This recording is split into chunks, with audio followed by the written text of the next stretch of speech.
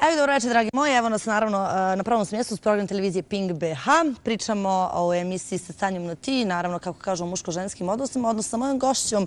Pričamo o svemu večeras. Bićemo na ti, ja sam polaskana, s obzirom da nisam s njom nikad radila. Ko je gošća, saznaćete uskoro.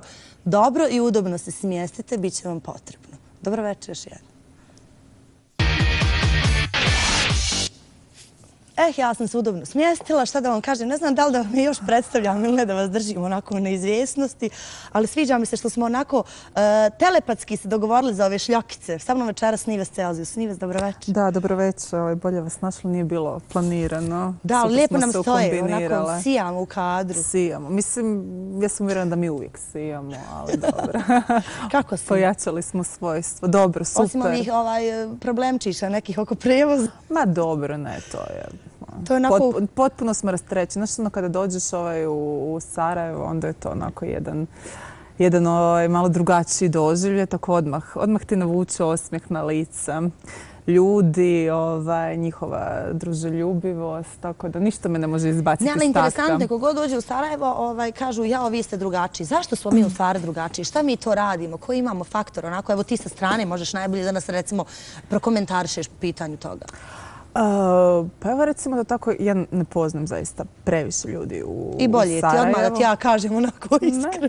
Evo, nemoj tako, nemoj mi sad ubijati tu neku moju iluziju. Nećem, mi smo najbolji. Tako je. Pa kao što sam rekla, nam nešto pretjerano puno prijatelja u Sarajevu.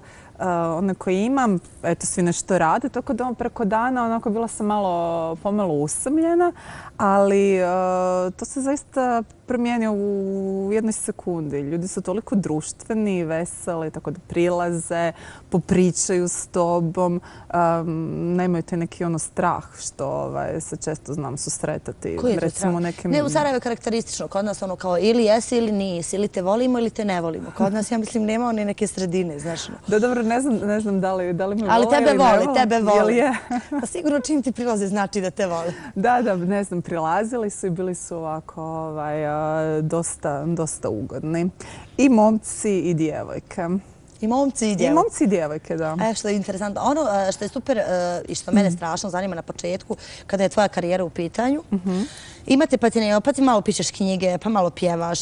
Mislim, svuda te ima onako. Znaš, moram nekako da razložim svu tu priču danas, odnosno večera sa tobom, ali zanima me prvo kada hoćeš nam uskoro doći neki koncert, neki nastup imati, pa da malo s tobom i zaplišemo i zapivamo, pošto ja tebe pratim na Instagramu, malo priča smo to konstatovali i onda kao evo ide priprema za ovaj nastup, pa onda ide s nastupa.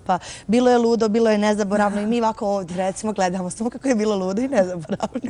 Pa dobro, ja se nadam da će doći taj neki moment kada će biti normalno i izvedivo da nastupim negdje i u Bosni, recimo i u Sarajevu, da pače, voljela bi.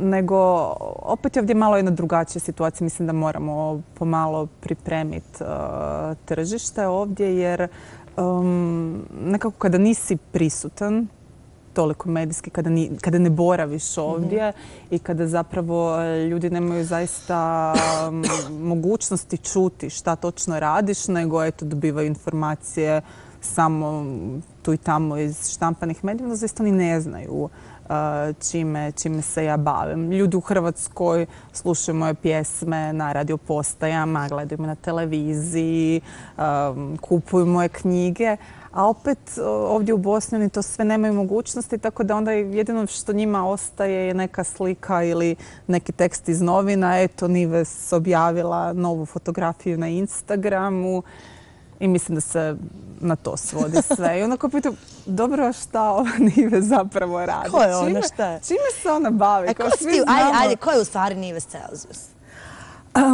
Onako, šta možeš sada da kažeš poslije toliko godina karijere, poslije recimo 2 knjige koje su objavljene, poslije nagrade? 3 knjige. 3 knjige, izvini. 3 bestsellera. Bestsellera, poslije nagrade koja je bila sporna i tog ćemo se dotaknuti, pošto je onako to bilo fascinantno. Majka, žena, supruga, bivša do duše, ali onako uspjevaš sve to. Ko je u stvari sada, evo 33 ti je godine, 34. Ko je u stvari Nives Celzijus? Moramo u startu razdvojiti Nives Celzijus od Nives Zeljković, što je moje pravo prezime.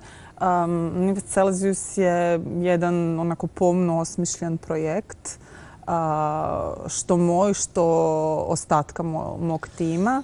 I jedan projekt u koji je uloženo mnogo truda. Tako da Nives Celzijus je svojevremeno bila spisateljica i dan danas sam spisateljica, ali kažem nekako to u prošlosti zato što trenutno se manje aktivno bavim time. Izdala sam 3 knjige, sve kao što sam rekla, sve 3 su bile jako dobro prodavane, čitane, izazvale su brojne reakcije koje su u konačnici, onako kad se podvuče crta, prevladale kao pozitivne. I mislim da sam se negdje onako dosta dokazala u tom svijetu i nema možda i nešto sad trenutno previše motiva za nekim daljnjim radom. Naravno, tu ja i dalje pišem neke kolumne i tako, ali trenutno moja glavna okupacija je glazba. I zapravo skoncentrirana sam na muziku, na nove pjesme, kao što si rekla, na nastupe svaki vikend. I nekako želim zapravo doprijeti do publike i nekako naučiti ih da me počnu doživljavati kao pjevačicu ili kao zabavljačicu. Nemam ništa protiv tog termina. Znaš, neki se tako ljute, neki onako bitni, veliki vokali, onda... Evo recimo, nedavno je bio nastup si imala u Maloj dvorani Lisinski, je li tako bilo? Koji je bio posjećen, onako, kažu da je bilo to krcato i puno. I onda čak bio komentar, znaš, mi ovdje volimo, nije to Mahala, nego onu, tu je priča koja se čula. Kao, jao, bio je Arsen Dedić. Mislim, svaka čast, respekt Arsenu i respekt sebi. Arsen je došao da podrži i tebe kao mlađu kolegicu. Ali svi su onako malo kao otkuto. Upravo s tim riječima se rekla, upravo da se dožive na jedan drugi način. Pa tako, imam zaista sreću da sam se već kod nekih izvođača koji jednostavno imaju svoj status i koji su vrlo cijenjeni, da su prepoznali taj moj rad i trud i da... Kada smo mi, recimo, bili ti 20. godina kad smo izlazili, potpuno imaju drugačije pristupe, nastupe, čak i recimo te svoje muško-ženske odnose i generalno ponašanje u društvu u odnosu na nas u to vrijeme? Pa, generalno se sve nekako mijenja. Ja moram priznati da sam bila zatečena i to možda najviše što me šokira. Zapravo te nekakve generacije, to jest vršnjaci moje djece, 7, 8, 9 godina i njihov rječnik. Znam tipa nekad na Instagram dobiti komentare djece, da jednostavno mi bude onako nepojmljivo zašto djeca od 7, 8, 9 godina imaju Instagram, šta rade na profilu Nives Celzijus i kako se koriste takvim rječnikom. Ne znam, u naše vrijeme, evo mi smo isto godišta. Nismo imali mobitel za početak nismo imali mobitela, nije bilo društvenih mreža, ali daleko od toga. Imali smo jedno poštovanje prema starijima. Upravo to. Meni je bilo najnormalnije izaći iz zgrade, ulaza i kako su se uvijek i u tom periodu znali okupljati oni pijanci tako koji bi cugali pred ulazom i bili onako pomalo i neugodni. Ali mi djeca smo imali poštovanje prema njime. Mi smo ih uvijek pristojno, ljubazno pozdravili, rekli dobar dan i izbrisali onako što prije da slučajno se ne dovedemo u neku neugodnu situaciju. A u današnje vrijeme djeca od 7-8 godina koriste termine glupačo, šta ovo, šta. Znaš, one idu u nekakve rasprave sa starijima od sebe. I mene pomalo plaši. Zato što si majka, recimo, kako te to upravo, kao majku, recimo, ja sam isto majka, imam 2 djece, sin i kćerku kao ti, koliko se ti plašiš, recimo, sad kao majka, upravo za njihovu budućnost, u stvari gdje rastu i na šta to sve izgleda, na šta će to izaći jednog dana? Pa, ja stvarno takve nekakve naznake kod svoje djece nisam primijetila. Da jesam, bila bi kazna. Bila bi. To, tebi smeta i tebi fali što nisi, recimo, možda tu non stop? Pa, dešava se povremeno ta neka grižnja savjesti. Nisam bila dobar roditelj, mislim, ne znam, evo. Ove godine bila sam na jednom roditeljskom sastanku i na jednim informacijama. Ne idem tamo. A znam da su recimo ostali roditelji bili i više puta, ali jednostavno taj termin informacije mi se ne poklapa sa mojim obavezama i rijetko uopće mogu onako izaći na kraj da zaista stignem na vrijeme. Ali što se samih učitelja tiče, oni su onako jako blagonakloni i razumiju to, ne rade nikakve probleme oko toga. Hvala učiteljima, hvala nastavnicima. Jedini su stvarno svaka čast. Hvala im. Ja im svaka čast. A djeca, ne znam, možda su još premali pa ne osjete oni to toliko.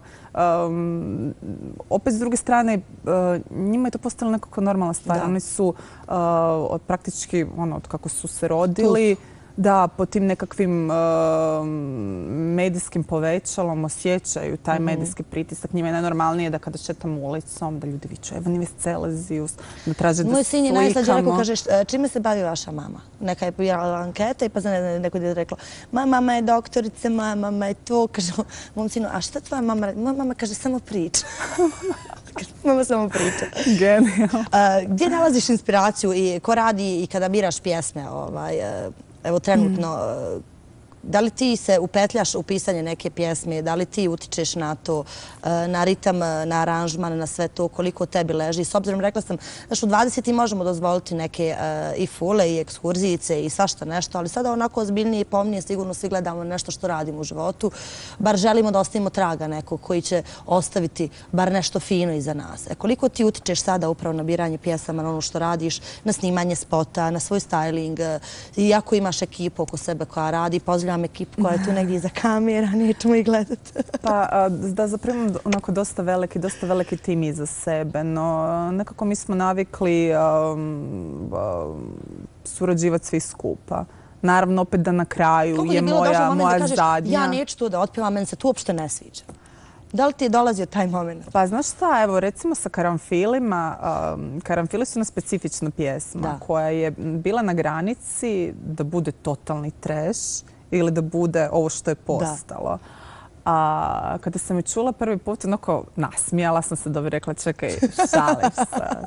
Ja sve mogu. Ja stvarno znam iznijeti zeku i ne plašim se toga. I volim malo i tu određenu i provokaciju i meni to sve paša. Voliš da hodaš po ivici noža, što je interesantno za tebe i po tvojim knjigama i po načinu života i svemu. Onako, baš hodaš zadnjih 10 godina. Ne volim raditi ništa što izaziva ravnodušnost. Tako da jednostavno mene to ne ispunjava. Ostavila se bez teksta moje snimatelj ovdje. Ja ne znam kako on drže ove kamere. Evo kažu, a jesi. Ali uglavnom ovo s Karanfilima je bilo kao čekaj, zaista misliš da bi to trebalo pjevati, onda se ostatak ekipe složu kao da, to će biti super. Onda sam rekla, dobro, ajde. Vjerujem na riječ, ne slažem se, ali pokušat ćemo. I eto, za ne vjerovat, ali Karanfili su postali najslušanija pjesma 2014. Još uvijek, znači iako je prošlo skoro godinu dana, njihova popularnost ne jenjava. Znači, kad dođem u klub, to svi su u zraku kada Karanfili se puste. Još uvijek su neizostavni na raznoraznim venčanjima, feštama. Tako da mislim da je to sad većina pjesma koja onako ulazi polako u neki evergreen. Mislim da će i za 10 godina biti jednako popularno. Prije nego što nastavimo, samo treba da pozdravim prijatelje emisije sa Tanjom na ti. Naravno, Doktorš ekskluziv, Rajlovačka cesta, posjeci, fantastičan namještaj i sve za vaš interijer, bar kada je ekskluzivni namještaj u pitanju. Zatim tu je Adler, firma koja je njemačkog porijekla, postoji dugi niz godina, bavi se proizvodnjom kućanskih aparata kao i prodajom. Naravno, sve to možete kupiti u Bingovim prodavnicama, Modna kuća Mona koja već dugi niz godina brine o mom izgledu, kako ja izgledam, na šta ličim. Zatim tu je, uvijek zaboravim nekog, Kene farbe, kažu da sam ja ofarbana, kažu mi polako, Tanja, evo polako ću, Modna kuća Mona koja je sa mnom tu. Ja ih volim najviše. Zatim tu je Kene farbe, kažu da sam ofarbana svim bojama, pa evo sad opet neka nova boja je kod mene na glavi. Nikad se ne zna kako ću vam sijevnuti u novom izdanju emisije sa Tanjom na ti. Pratite nas.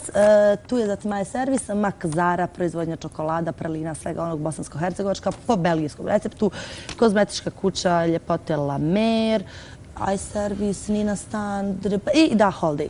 Kaže Olimpijski hotel Holiday poziva mladence da dožive vjenčanje iz snova sa nevjerovatnim poklonima. Zaplešimo svoj prvi ples u prekrasno uređenoj kongresnoj dvorani i ostalim svadbenim salonima hotela Holiday. Uživajte u ukusnim jelima po vašem izboru i izvršno se zabavljajte. Svim mladencima hotel Holiday poklanja trodnevno bračno putovanje u hotel Croatia u Cavtatu, predsjednički apartman hotela Holiday za prvu bračnu noć i poklon bon za mladenku u beauty salonu u vrijednosti od 100 konvertibilnih maraka. Tako da ja ozbiljno već iz emisiju u emisiju razmišljam da li treći put da se udam i da iskoristim ovaj bonus. Nikad se ne zna. Možda i nađem nekog sretnog. Da li ti razmišljaš o novoj udaji, molim te? Pa rano mi je još. Rano mi je. Ali ono, nisi izgubila nadu. Ni vjeru u ljubav. Iskreno uopće ne razmišljam o tome, stvarno. U nekoj sam fazi rada. Fazi rada, fazi kada jednostavno ne primjećujem muškarce kao muškarce. Nemojte to ozbiljno, one to pip. Nemojte se ljutiti. Ali desi se ta faza, to je faza koja onako se dešava kod nas. Mislim da nakon razvoda i zapravo nakon jednog 10-godišnjeg perioda sa jednom osobi, sa jednom velikom ljubavi, ona ipak treba proći jedan vremenski odmak od neke nove veze. Ne želim uljetati. Možda nemam djece, mislim ti to vjerojatno bolje razumiješ. Da nemam djece možda bi to bilo sve puno lakše, ali ovako s klincima, što prvo mora zadovoljiti sve te brojne kriterije koje tako nalažu neki moji stavovi, a onda s druge strane moraju zadovoljiti kriterije te djece, tako da to je već vrlo nezgodno. Znaš, kad su mlađi to ti je puno lakše, kad su stariji već je to onako ozbiljno, sad dajem savjet, pa se ti vidi kako ćeš. Već sam toliko ustrašena, tako da... Već su u fazi, znaš, imaju fazu kad nikog ne vole, pa onda imaju fazu kad strašno žele da im mama nađe dečka. Pa onda su u fazi, samo nek se primakni neko, pa su u fazi, ti stvarno ćeš ostati sama do kraja života. Tako da, mislim, evo dajem ti Dobro, prošla sam i ja to sve, tako da sjećam se svoje mame iz faze, tako, kada je dovela novog očuha, koji je poslije, bio i otac, znači moje sestre. Tako da imala sam dosta onako promjenjive faze. Čak mogu reći da sam u jednom periodu mrzila svoju sestru. Upravo zbog toga, ali zato smo danas u velikoj ljubavi. Kada recimo pričamo nekakvoj, moram izabrati da li ću biti non stop sređena ili ću raditi nešto po kući, spremiti kuću. Ne znam, meni je bitnije da mi je kuća čista i da ja kad nakon napornog dana legnem na svoju garnituru i upalim televizor, da onako osjećam da mi je sve uredno. Nema veze što su mi izgrizeni nokti od mesa. Što je otišlo, malo, da ide. Super je trajni lak, mogu ti reći. Znaš, trajni lak je super. To je otkrovljenje moje već godinama, zahvaljujući Lameru. Znači, možeš pločice ovako da ribaš, uopšte se ne miči. To da znaš. Dobro, da, to je istina, ali onda opet iziskuje dvotjedno odlazak nam. A dobro, to mrzim. Koliko voliš uopšte da ideš? Ima žena koje stvarno obožavaju, kao ja bi čitav dan provodila u salonu i ne znam, čitav dan se šminkala. Koliko ti voliš i koliko imaš strpljenja da sjediš na stolici dok te recimo pripremaju za emisiju, šminkaju, feniraju, friziraju, ili si onaj tip završ. Pa, istrpim sve to, ali nije da mi se to neko, da mi izaziva neku radost. Ja pretpostavljam da ljudi koji misle da je to stvarno veliki gušt, da vjerojatno nemaju baš toliko mogućnosti i da su vjerojatno zakupljeni poslom, pa im to izgleda wow, to bi bilo super. Ali zaista, evo ja ovo često komentiram, ti si vjerojatno u istoj situaciji, ja zaista imam sve sponzorski riješeno, od frizura, noktiju, masaža, kozmetičkih tretmana, koji god. Ja ne znam. Ja sam posljednji put bila na masaži prije 4 godine. Ne sjećam se, nemoj molim te da me pitaš to, ne mogu da se sjetim. Ali ovdje me nešto boli, mogu ti reći. Mene isto. Moram promijeniti jastuk. Ili bilo otići na masažu. Šta je to sljedeće što pripremaš kada je muzika u pitanju? Evo imaš spotova divnih, u ovom Inferno, svojim očima crvenim, ovo je fantastično. Zezimo. Jesi stavljala sočiva ili šta je? Sočiva su, da. No što radimo, pripremamo, to jest pripremili smo već pjesma gotova za CMC festival u Vodicama sad u 6. mjesecu. Pripremili smo baš jednu onako glazbenu poslasticu, jedna onako prava, zabavna, vesela dalmatinska pjesma sa klapom. I onako vjerujem da će to biti pravi onako nasljednik Karanfila. Uglavnom reakcije ljudi koji su čule su jako dobre, pozitivne.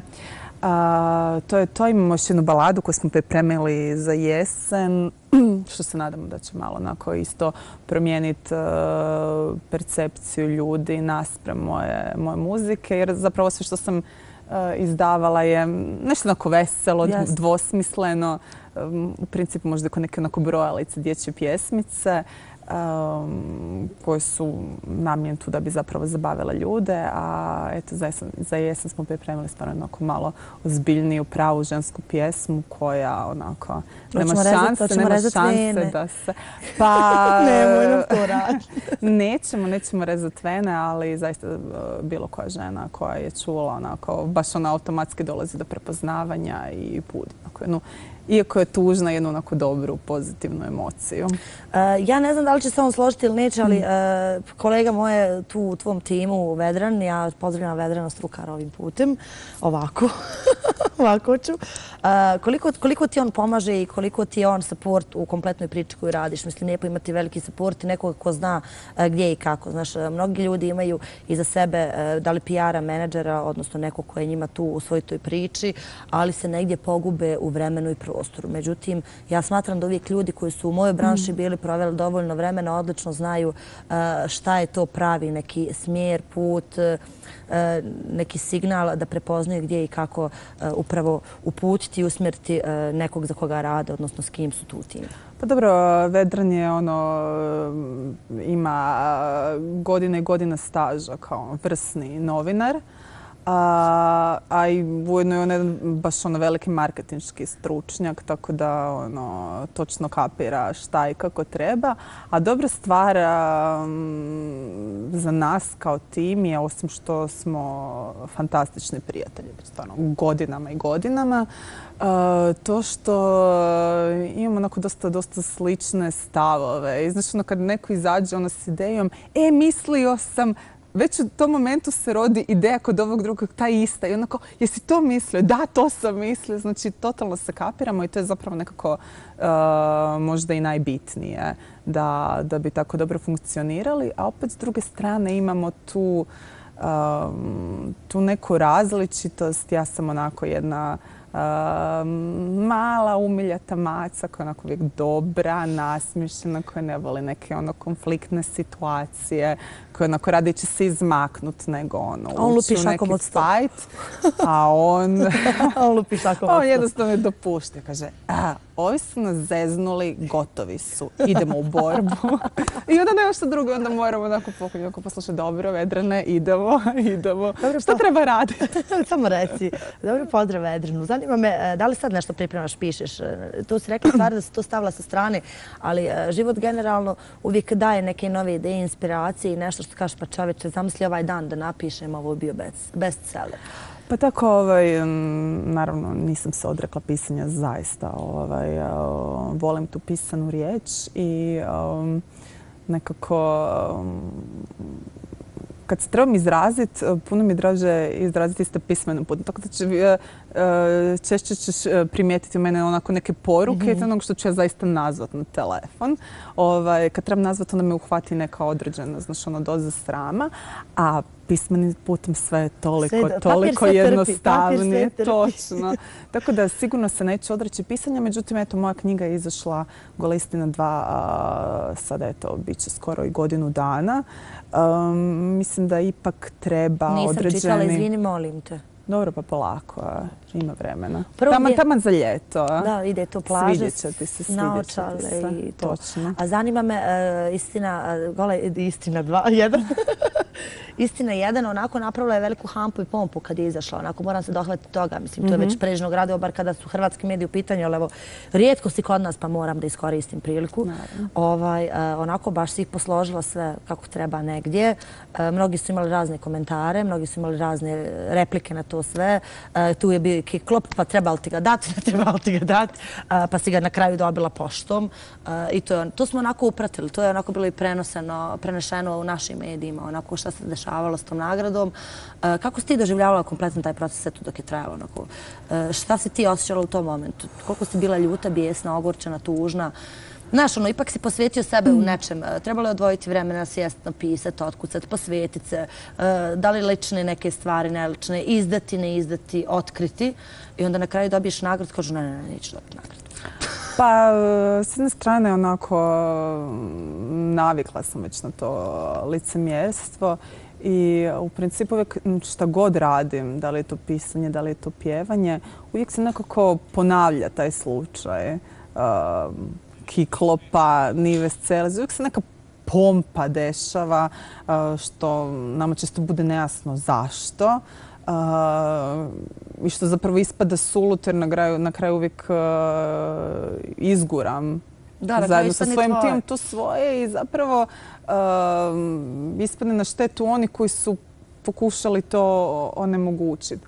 Ali nekako to je sve normalno i ta intelektualna elita i glazbena elita, zapravo ti neki isturanci koji smatraju da su... Šta je sad ta elita? Mislim, onako, evo nas dvije pričamo, znaš, mnogi su sebi dali za pravo da kažu, mi smo elita. Mislim, s kojim pravom ti kažeš da si ti elita? Možda ti nisi uopšte u mojim očima elita. Mislim, ti neki ljudi. To je neka, ja bih rekla, samo prozvana elita koja jednostavno živi od nekih hvalospjeva svojih kolega. Kad bi sad zapravo išli provjeravati i upitati kako, na osnovu čega se doživljavaju kao takve, koja brojka, kojom analizom, koja računica pokazuje da oni da uopće trebaju biti svrstani u neku elitu. Ne znam zaista kako bi to objasnili. Mene to uvijek nekako cijela ta priča oko bilo čega što god radi mene podsjeća na priču Kralj je gol. Objavit ćemo, ne znam, najveću glupost koja nema nikakvog... Ti si stvarno bila onako jedno vrijeme maksimalno zastupljena, kako kažu u bijeloj, tako i u žutoj štampi. Ustala, sjela, pružila nogu, skupila nogu, pružila ruku, digla ruku. Znaš, šta god si uradila, apsolutno se sve živo pratilo. To se s jedne strane prija i godi, s druge strane to strašno ide na živce. Pa dobro, to je neizostavan dio show biznisa i ne možeš pobjeći od toga, pogotovo kada si u tom nekom vrhu popularnosti, kada donosiš čitanost, gledanost, neki rating, onda moraš računati na to da koliko ti puta došlo da kažeš ja ne mogu više? Je li ti dolazila žuta ta minuta?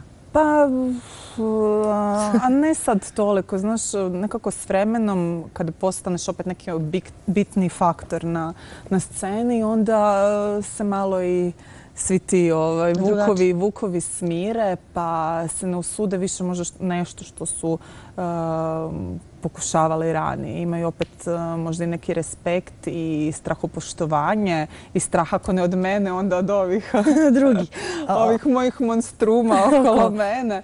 Tako da mislim da dobro promisle. Pogotovo u Hrvatskoj. Ok, možda ove zemlje, ostale zemlje iz regije nisu toliko upoznate u tu neku možda i medijsku moć koju imamo, ali pa onda možda i krenu tako sa nekakvim suludim pričama, ali zato uvijek postoje advokatske službe u koje to rješavaju u korijenu. Ono što je interesantno, ja moram toga, Sansi većini muškaraca, znaš. Stvarno? Da, onako, maštaju o tebi, razmišljaju o tebi. Ipak tu su bili časopisi gdje se slikala davno nekad. Stvarno izgledaš fantastično. Kamera te i voli i hoće. Mislim, evo da vam kažem, žena sjedi i kamerman. Ne, stvarno, gledam te, super linije. Tu i dvoje djece iza tebe. Da li treniraš, ne treniraš? Da li pokušavaš da treniraš? Pa imam svoje faze. Znaš, kad se baš primim treninga i onda je to redovito, pa onda malo popustim. Znaš, ipak nije o nama 20. godine, znaš ono. Ne, to je stvarno, to su sad te neke 30. godine kada zaista iz dana u dan se mijenja situacija. Ne znam, jedan dan imam pločice na stomaku, drugi dan već škembica, moram paziti koje ću hlače obući. Ali to je stvarno sve iz dana u dan. Kako dođe, tako ode. Ali ne treću se previše time. Gledajte, stvarno, onako znam da si uvijek, kad se god spomene to ime, kaže, znaš, kao ide, uzdisaj. Hajde, baš lijepo. Nisi svjesna toga? Kako ja to ne primjećujem? Kako ne primjećuješ to? A to je valjda nešto što govori onako dok mene nema sad. Rijetko se nađe tako neki ovako hrabar poput kamermana koji to onako kaže u lice. Upravo to je interesantno. Kad su muško-ženski odnosi u pitanju dosta jake i dominantne žene, pogotovo ti sam horoskopski tvoj znak daje dominaciju tu kompletnu, onda ta kompletna tvoja sloboda uma i sloboda svega onog što želiš u životu, da li misliš da to plaši upravo taj neki suprotni spol?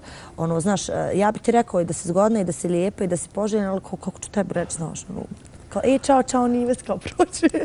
Pa dobro, u startu ljudi imaju nekako i od možda lijepih i atraktivnih žena, onda pogotovo kada je neka javna ličnost u pitanju, možda i neku iskrivljenu sliku te osobe. Znači, oni zaboravljaju, gledaju se na televiziji i s jedne strane se im jako kao pristupačno jer te gledaju, a s druge strane kao zaboravljaju da si ti ljudsko biće koji isto tako može da se zaljubi, koji isto nekoga voli, koji pati, da, koji je isto možda bila ponekad odbijena. Ljudi zaborave taj moment. Jesi bila odbijena nekad? Pa jesam. Kako su emocijama? Da li onda patiš? Kako to prikrivaš? Da li se sakriješ, nema me par dana ili... Ja zapravo volim te faze i to mi nekako onako učini boljom, jačom, daje mi onako daljnji motiv za neki uspjeh. Ti si me odbjeko, dokazat ću ti šta si izgubio. I onda da li dokažeš ili ne dokažeš poslije, kroz par godina da se inatiš, znaš, da prođeš upravo dominantno. Mi žene imamo malo toga, pogotovo kako možda idu godina za godinom, upravo da prođeš to, kao, znaš, kao, gleda i pati. Ja toliko, zaboravim taj sve nekakve, bivše slučajeve i postanu mi toliko nebitni da jednostavno u tim trenucima i zaboravim da se nainatim. Tako da nemam tih problema. To je zaista nešto što me drži kratko. Imam jednu sreću u tim konkretno muško-ženskim odnosima što mi žene često znamo biti onako mazohistice. Volimo to. Volimo muškarce koji su loši prema nama, koji nas ne doživljavaju. Kao se možda i sviđamo, ali znaš kako frajeri već imaju tehnike, frajerski izmjenjuju. Da, svi su isti, a mi opet padamo na to. Neću se javiti sutra sad namjerno, kad joj se javim, onda ću nešto kao malo ju spustiti. Ja imam zaista tu sreću da mene te nekakve loše, to jest Kažu magnet sam za loše frajere. Ja nisam magnet za loše. Mene to odbija. Mene to toliko odbija. Prema meni, ako si divan, krasan, mio, ne znam, javljaš se, ljubasan i to, ja to volim. A ti voliš? Ja to zaista onda si od rijetkih žena. Da, pa zato sam i rekla, stvarno nisam mazohistica i ne palim se na te loše akcije suprotnog pola. Tako da onda mene to automatski, ako mi je bio najbolji na svijetu i onda pošaljem neku onako bezveznu, glupu poruku ili želi mi se nešto nainatiti, učiniti ljubomornom, završena priča, kao da nisi nikad postojao. Doći će neko dobro. A zanima me, da li si ljubomorna? Nisam uopće ljubomorna. Čak sam to... On stop taj neki svoj lični stav. Trudim se da od njih dobijem to. Generalno svi su kao to ne prevara. Zanima me kada prevara, generalno se o prevarama priča. Koja je gora prevara po tebi? Fizička ili ona mentalna? Znaš kada, znaš odlično šta te pita. Pa meni definitivno mentalna. Znaš, oni kažu, zamisli kao bio je s drugom ili bila je s drugim, pa nema šanse kao da bi prešao preko toga ili prešao preko toga. Meni je recimo gora situacija, znači nekakvih platonskih, neostvarenih ljubavi, gdje si, eto sad su mislim aktualne ta dopisivanja društvenih mreža ili preko SMS-a šta god, gdje zapravo gajiš možda neku telefonsku zaljubljenost mjesecima, godinama, i gdje možda ti se stvara neka potreba da tu neku određenu osobu čuješ svaki dan i po nekoliko puta pošalješ joj poruku. To bi meni ko ženi bio puno veći poraz nego to da je možda zastranio, desilo se nešto pod utjecajem alkohola i zaboravio. Hvala Bogu ima još neko na planeti ko misli kao ja. Znači, mene generalno suđuju kada kažem, pa mislim šta sad desilo se. Može se svima i najboljim se desi. Znači, noć ponese, dan ponese, put ponese, Bože moj. To je nešto na što možda svijest u tom momentu ne može da utječe zbog masu drugih faktora. A kada ti nešto svakodnevno već ustaljeno konzumiraš putem poruka, gajiš, to se kuha. Onda je to nešto što si tekako svjesno odradio. Imao si znači prilika stati tome na kraj, a nisi stao. Tako puno gora prevara. Hvala ti mnogo, idemo na blok marketinga i onda ulazimo u finiš emisije. Div.